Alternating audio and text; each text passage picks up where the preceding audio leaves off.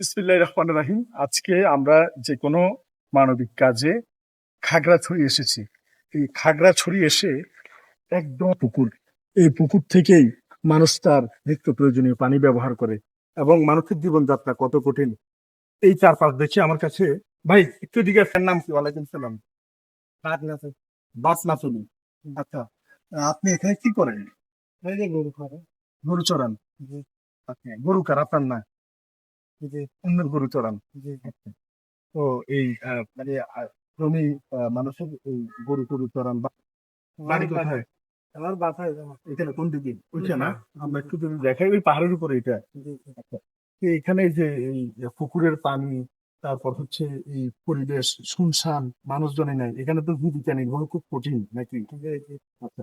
তা আমরা যদি আপনার সাথে আরেকটু কথা বলি, আপনার নাম কি বলছেন?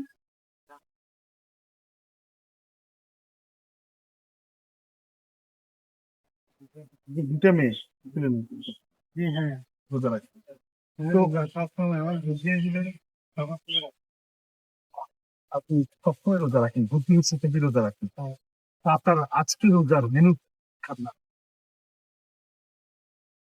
হ্যাঁ, হ্যাঁ, পানি আর মুড়ি। ওনাকে দেখেই বোঝা যাচ্ছে যে ওনার বাসাস্থ যে টিনের ঘরটা পাহাড়ের উপরে, আর আইটেম হচ্ছে মুড়ি এবং পানি। আসলে আমরা শহরে যারা থাকি, আমরা বিভিন্ন ইফতার পার্টিতে যাই, কত রকম আইটেম থাকে এবং অর্ধেক কিছু কিন্তু আমরা পথে এসে নষ্ট করে ফেলি। কিন্তু এই জায়গায় এই গরুটা কিন্তু অন্য। এই গরুটা তিনি লালন পালন করে আহ এবং নিজের গরু ছাগল। আচ্ছা, আপনাকে যদি আমি একটা ছাগল দিই, একটা ছাগলের দাম কত হতে পারে?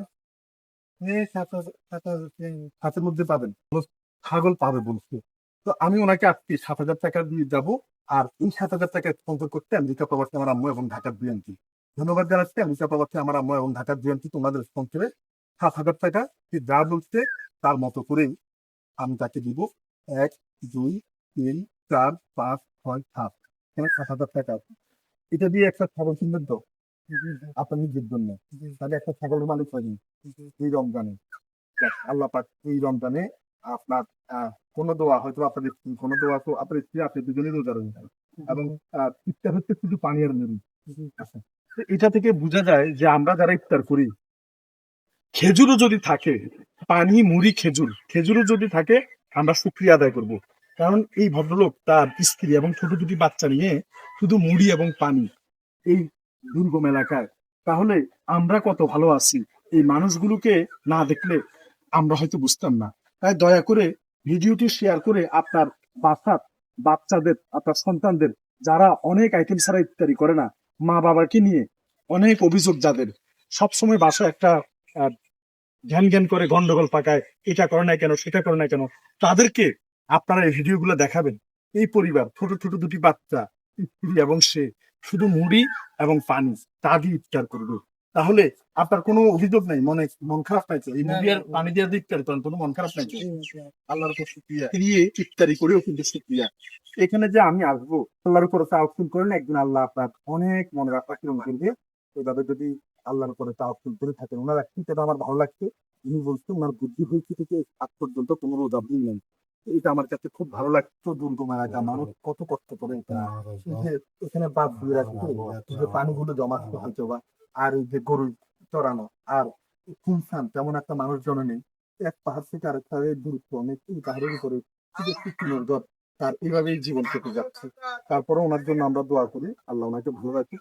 এবং ছাগল কেনার পাশাপাশি বাড়ি থেকে আসার সময় আপনার বাচ্চাদের জন্য এখানে ২০০ টাকা আছে, ২০০ টাকার একটু জিলাপি টিলাপি কিছু কিনে নিয়ে আসবেন, কেমন?